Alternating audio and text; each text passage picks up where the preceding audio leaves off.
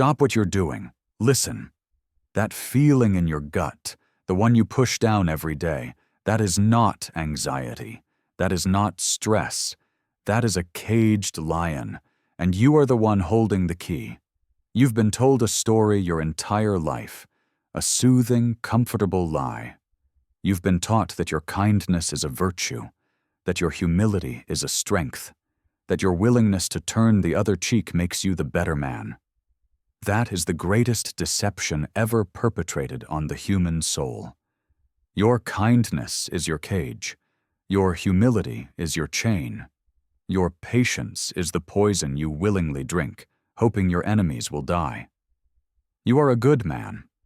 You play by the rules. You wait your turn. You believe in fairness, in decency, in the quiet dignity of your work. And where has it gotten you? You are overlooked. You are undervalued. You are the reliable foundation upon which other, lesser men build their empires. They use your strength, your integrity, your loyalty as raw material for their own ascent. You feel it, don't you? The quiet, simmering rage when someone less competent, less principled, but more audacious, takes what should have been yours. You watch them, and you tell yourself they are arrogant, they are selfish, they are wrong. And yet they win. They win the promotion, they win the respect, they win the woman. They win the life you secretly dream of while you polish your participation trophy. You think your goodness is a shield. It is not. It is a target. It is a signal to the predators of this world that you are easy prey. You are a resource to be consumed. The world is not a morality play. It is a hunt. And by choosing to be a sheep, you have chosen your fate.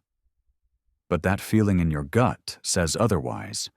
That roar you silence every morning tells you a different truth. It tells you that you were not born to be prey. What I am about to tell you is dangerous. It is the kind of knowledge that shatters foundations. It will force you to see the world not as you wish it were, but as it is. A brutal, beautiful, terrifying arena of competing wills. Most people cannot handle this truth. They will retreat to their comforting lies, their slave moralities, their quiet desperation. The cost of ignoring this is your life. Not your biological existence, but your real life. The one where you are the author of your own law, the king of your own world. You are trading your sovereignty for the lukewarm approval of the herd. You are in a prison, a psychological prison whose walls are built from the virtues your enemies praise. And today, we are going to tear it down, brick by painstaking brick. Inside you, a war is raging. It has been raging since you were a child. There is the voice of the lion, the primal, sovereign self, the part of you that knows its own worth, that desires power, that wants to conquer, to create, to impose its will upon the world and shape reality in its own image. This voice is pure, honest, and ruthless. And then there is the voice of the servant, the one they installed. The voice of your parents, your teachers, the culture. It whispers to you of duty, of obligation, of what you should do. It shames you for your ambition. It calls your pride a sin. It tells you to shrink, to be less, to apologize for the space you occupy. The servant tells you, be nice, don't make waves, wait for permission. The lion roars, take what is yours. The world is chaos. Permission is an illusion. The servant counsels, what will they think of me? The lion answers, let them think what they will. Their thoughts are the buzzing of flies. Every day you let the servant win. You choke the lion. You starve it. You drug it with mindless entertainment and cheap comforts. You do this because you are afraid. You are terrified of the power coiled inside you. You are terrified of what the herd will do if they see a true predator in their midst. So you perform the dance, the dance of the agreeable, harmless man. You smile when you want to snarl. You nod when you want to argue. You say, "You're right," when you know they are utterly, catastrophically wrong. Each time you do this, a part of you dies. The light in your eyes dims. Your spine curves just a little more. You become a ghost haunting the hallways of your own life. Others are not haunted by this conflict. They have long ago murdered their lion. They are the true slaves, the content cattle. They are the ones who enforce the rules of the prison. They are the last men, the men who blink, who seek only comfort and security. Paragraph dash paragraph. And then there are the others, the ones who seem to move through the world with a different set of physics. They are not bound by the same invisible threads of guilt and obligation. They are the players, not the pieces. They understand the game. They murdered their servant long ago and unleashed their lion. You watch them with a mixture of contempt and envy. You call them sociopaths, narcissists, monsters. But deep down, what you are really feeling is the agony of your own tamed spirit. You are watching a man who is free. This conflict is the source of all your misery. This is the root of your frustration. You are a king who has been convinced he is a peasant. You are a god who has been taught to beg. The philosopher Friedrich Nietzsche saw this war with terrifying clarity. He was not a philosopher in the academic sense. He was a physician of the soul. He diagnosed the sickness of the modern man, the sickness you are suffering from right now. He called it slave morality. Imagine a world of eagles and lambs. The eagles are powerful, swift, and predatory. They take what they want. What? Their nature is to fly high, to dominate, to kill. From their own perspective, this is good. Strength, power, pride. These are the virtues of the eagle. The lambs are weak, slow, and defenseless. They are prey. From their perspective, everything the eagles do is evil.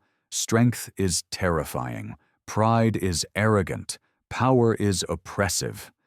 Now, the lambs cannot fight the eagles with force. So what do? They fight with ideas. They perform a miracle of psychological warfare, a transvaluation of all values. They declare, "You eagles are evil. Your strength is a sin. Your pride is a vice." And they declare, "We lambs in our weakness are the truly good. Our meekness is a virtue. Our suffering is holy. Our inability to take revenge is actually forgiveness, a sign of our moral superiority." They invent humility. They invent pity. They invent the concept of equality, a desperate attempt to drag the eagles down from the sky. This, Nietzsche said, is the origin of our morality. It is a psychological weapon, forged in the fires of resentment and impotence by the weak, to poison the minds and chain the limbs of the strong. You have been raised in this system. You have inhaled this slave morality with every breath. It is the operating system running in the back of your mind. It is a virus that turns your greatest strengths into your most profound weaknesses. It convinces you that your ambition is greed. It convinces you that your self-respect is arrogance. It convinces you that your righteous anger is toxic. It is the great deception, a con game played on a civilizational scale. And you are the mark. The men who rule the world, the true masters, have never believed in this morality. They pay lip service to it. They use it to control the masses, to keep the lambs docile and productive.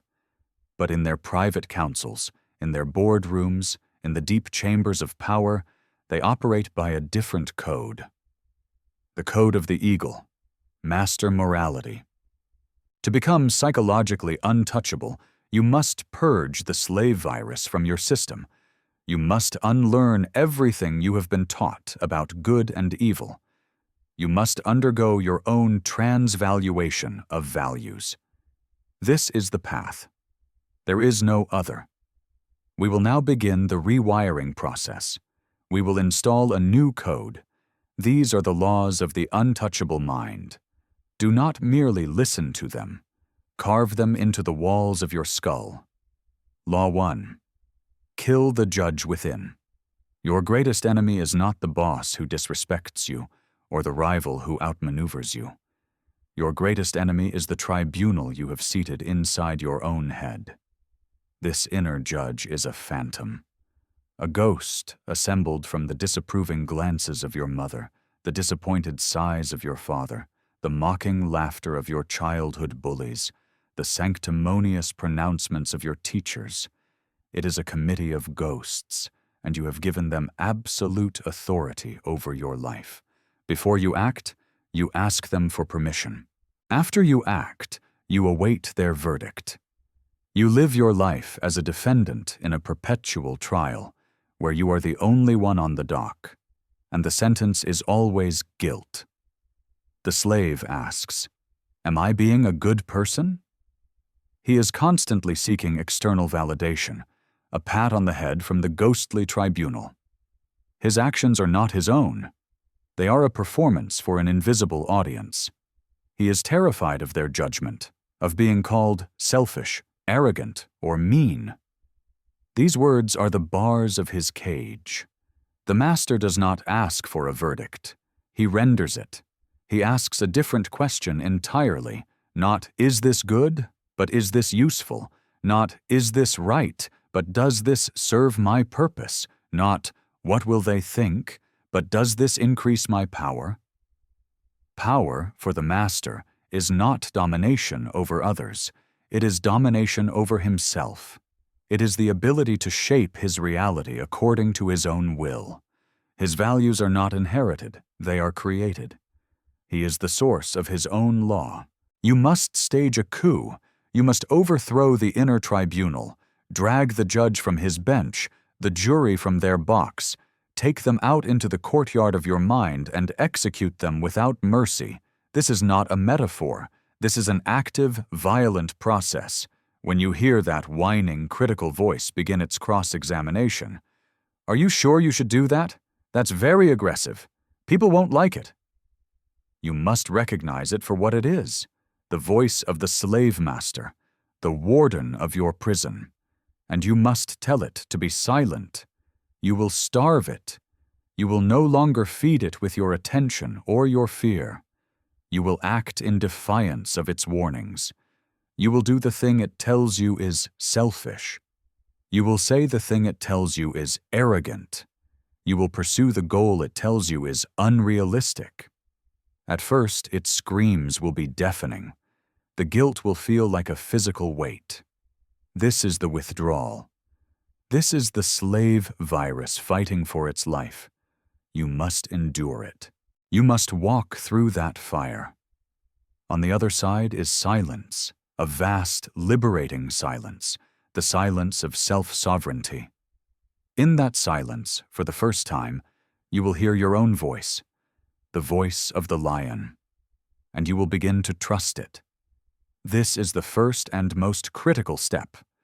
Without it, all others are impossible. You cannot become untouchable by others until you have stopped torturing yourself. Law 2. Embrace the holy inversion. The programming of the slave morality is based on inversion. It takes that which is life-affirming and strong and calls it evil. It takes that which is life-denying and weak and calls it good. Your task is to see this inversion and then to invert it back. They taught you that pity is a virtue. This is a lie. Pity is a subtle poison. When you pity someone, you are not helping them. You are affirming their weakness. You are placing yourself above them, luxuriating in your own relative strength. It is a form of contempt dressed in the robes of compassion. The master does not feel pity. He may feel respect for a worthy opponent, empathy for an equal, or a desire to mentor the promising. But pity? Pity is reserved for the irredeemable. Stop pitying others, and more importantly, stop pitying yourself. Self-pity is the most corrosive acid for the human soul. They taught you that humility is a virtue. This is the most insidious lie of all.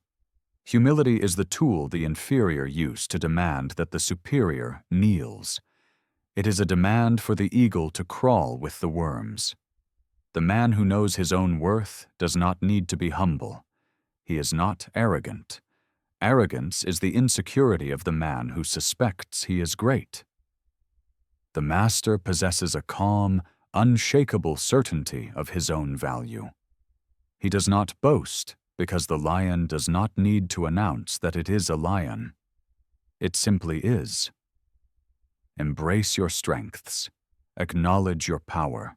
To deny your gifts is not humility. It is a sin against your own nature. They taught you that equality is the ultimate good. This is a declaration of war against excellence.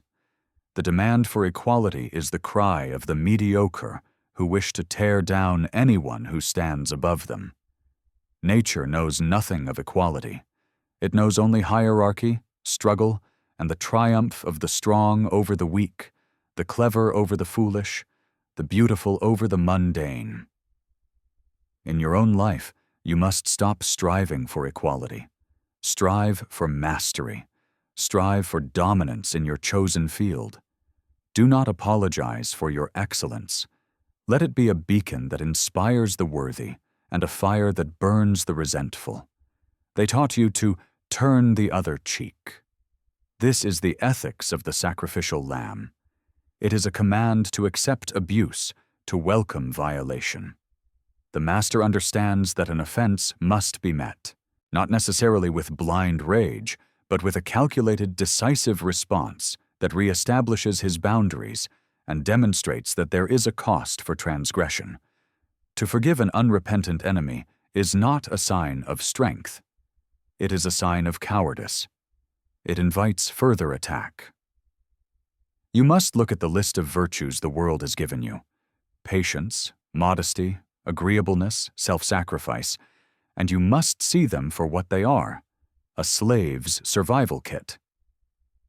Then you must look at the list of vices: pride, ambition, ruthlessness, righteous anger, strategic cruelty, and you must learn to see them as the master's toolkit. This does not mean becoming a monster. It means becoming a man who is whole, a man who has access to the full spectrum of his human potential, light and dark, and can choose which tool to use for which task. The slave is a harmless dove. The master is a serpent who can choose to be as harmless as a dove. The choice is the source of all power. Law 3. Explanation is submission. Understand this. The moment you begin to explain yourself, you have lost.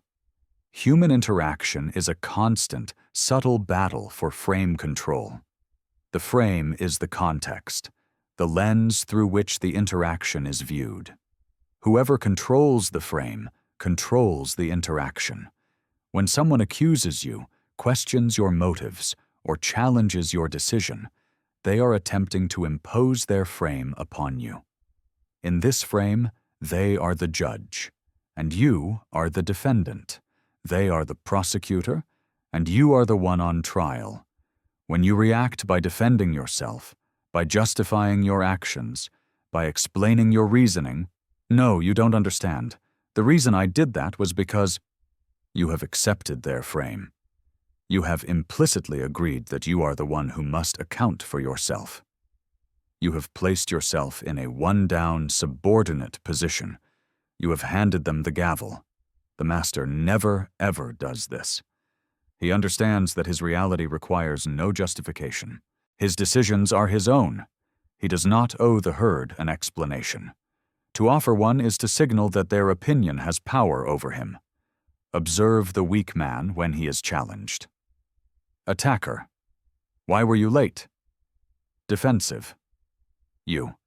Oh, I am so sorry. The traffic was terrible, and then my alarm didn't go off, and I was trying to get this other thing done. He babbles. He makes excuses. He begs for understanding. He is a child asking a parent not to be angry. Now, observe the master. Attacker.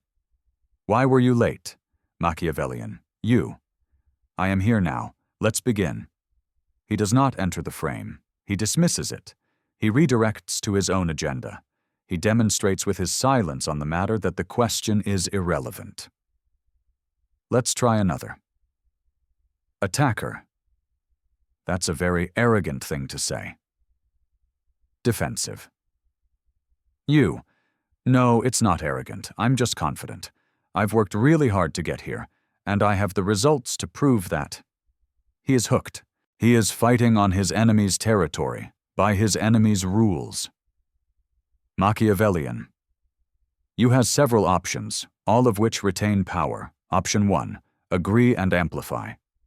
You're right. It was breathtakingly arrogant. I'm trying to be even more so tomorrow. This uses humor and exaggeration to shatter the frame. It shows the accuser's weapon. The word arrogant has no effect. Option 2. The calm. And? That's a very arrogant thing to say. And? This throws the burden of explanation back on the accuser. It forces them to justify their own judgment. They are left stammering. Option 3. Amused silence. Simply look at them with a slight, knowing smile. Say nothing. Let them sit in the awkwardness they have created. This is a display of immense psychological pressure and control. Explanation is a plea for approval. Stop pleading. From this day forward, you will operate on the principle of declaration, not justification. You state your truth. You make your move. You announce your decision, and then you are silent. Let the world adjust to you, not the other way around. People will find this infuriating at first. They are used to you being a dancing puppet. When you cut the strings, they will be confused, then angry. Good. Their anger is the sound of their control over you dissolving. It is the music of your liberation. Law 4. Wield virtue as a weapon, not a shield. The slave believes that virtues like honesty, loyalty, and goodness are absolute commands. He must be honest at all times, loyal to all people, good in all situations. He uses these virtues as a shield, hoping they will protect him from the world's harshness. In reality, this shield is made of glass. It shatters on first contact with a true predator. The master understands that virtues are not commands. They are tools. A tool is neither good nor bad. A hammer can be used to build a house or to crush a skull. The morality is in the application, and the application is determined by the master's will and purpose. Blind honesty is not a virtue. It is a strategic blunder. You do not owe your enemies the truth. You do not owe the unworthy mob the intimate details of your heart and mind. To reveal your plans, your weaknesses, your true feelings to those who would use them against you is suicide. The master practices strategic honesty. He is truthful with his trusted allies, with those who have earned a place in his inner circle. With all others, he reveals only what is useful to reveal. He understands the power of misinformation, of ambiguity, of silence. He treats the truth as a precious resource, not as a cheap commodity to be given away to anyone who asks. Unconditional loyalty is not a virtue. It is a chain. The slave is loyal to institutions, to ideologies, to people who have shown him no loyalty in return. He is the loyal employee who gets laid off with a sterile email. He is the loyal friend who is always there for others but finds himself alone in his own time of need. The master understands that loyalty is a contract. It is an exchange of value. He is fiercely loyal to his chosen few, his family, his team, his brothers in arms, because they have proven their worth and their allegiance. His loyalty is a gift he bestows, not a tax he is forced to pay. If that contract is broken, his loyalty is withdrawn instantly and irrevocably. Generalized goodness is not a virtue. It is a vulnerability. The man who is nice to everyone is respected by no one. His niceness has no value because it is indiscriminate. It is the light of a dim bulb, not the focused beam of a laser. The master practices strategic goodness. His kindness, when offered, is a profound statement because it is rare and it is earned.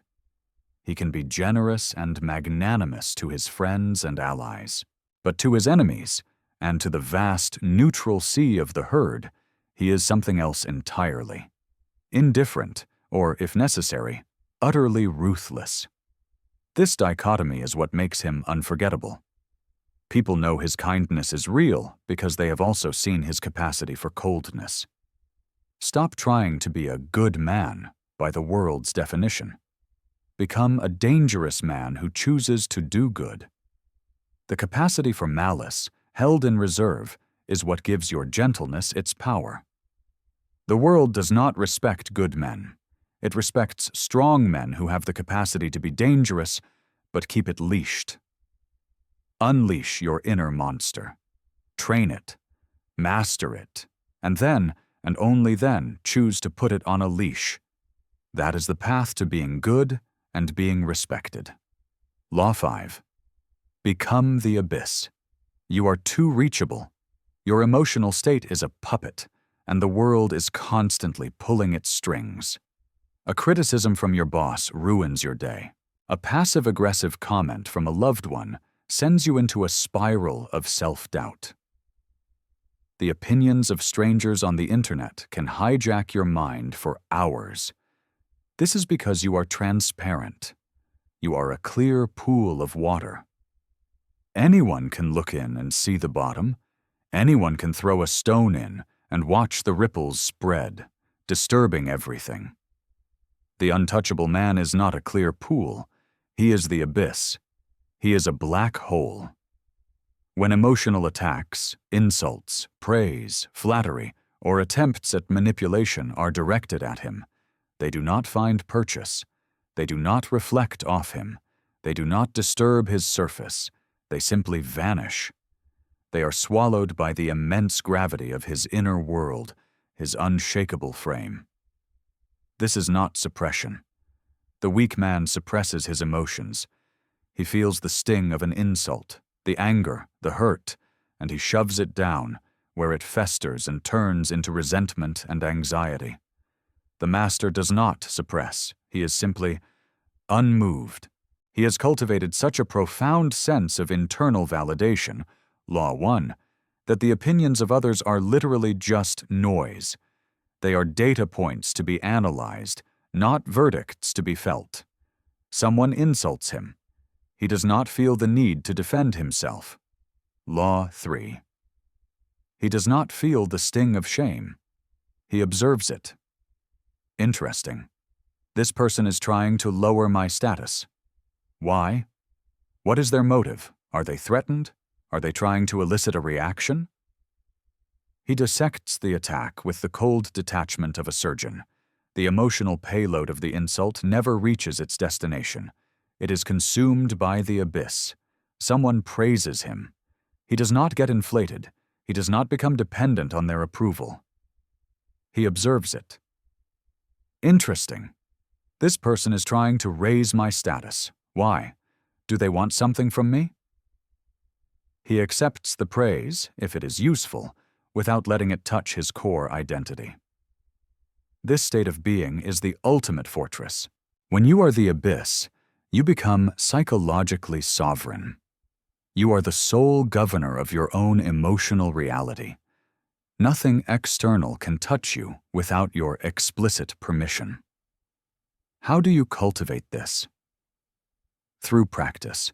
You start by observing your reactions. When you feel that emotional spike, anger, shame, pride, step back mentally and say, "There it is. The programming is running." Do not judge it. Just observe it. Then create a space between the stimulus and your response. You do not have to react immediately. In that space, you reclaim your power.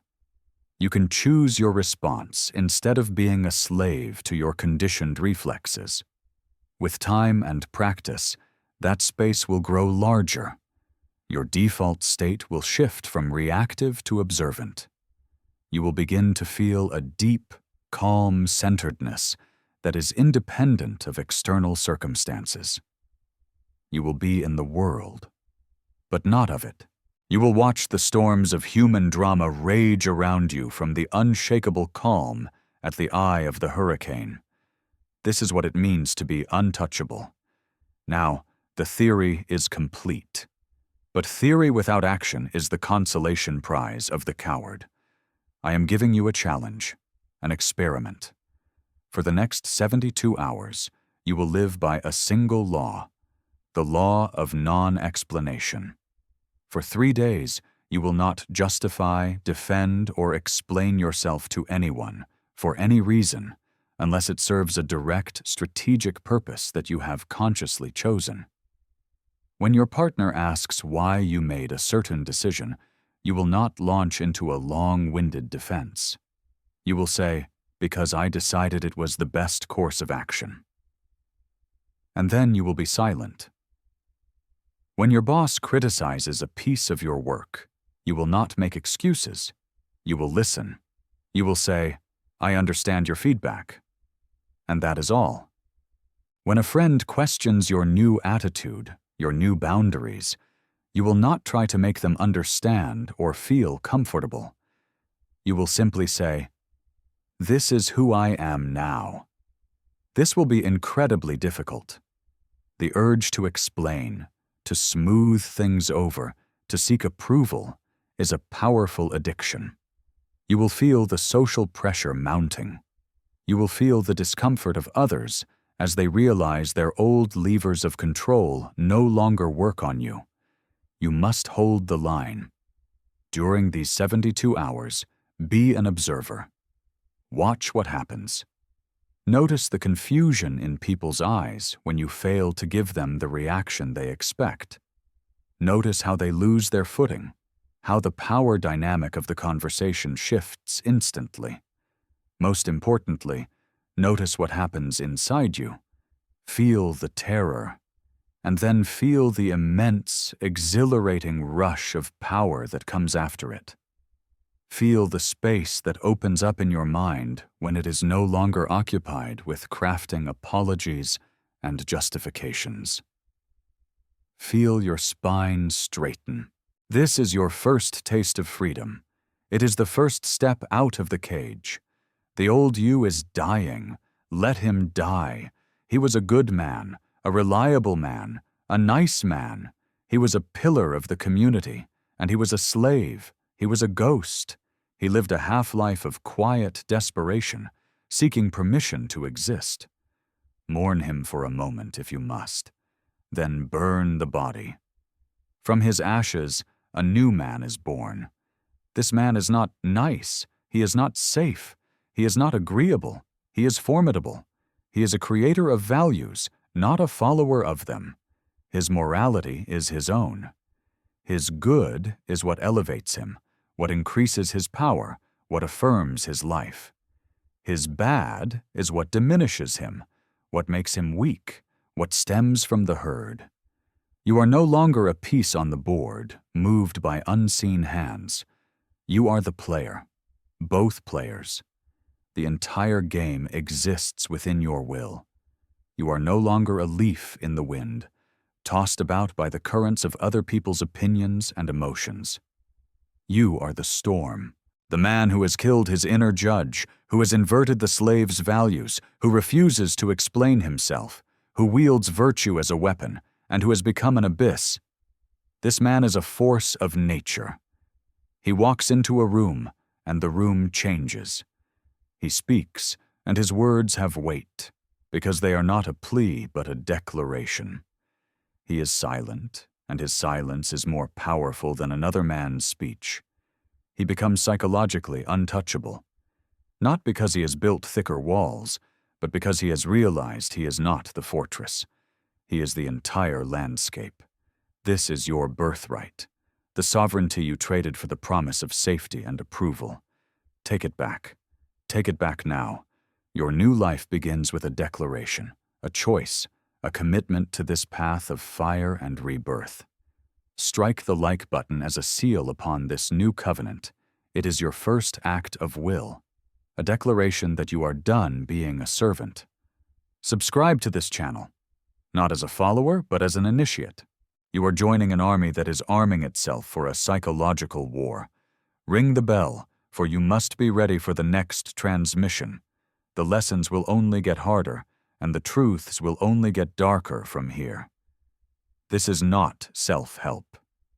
Self-help is for the lambs who want a more comfortable cage. This is a weapon. This is a key. This is a war for your own soul. And your training has just begun.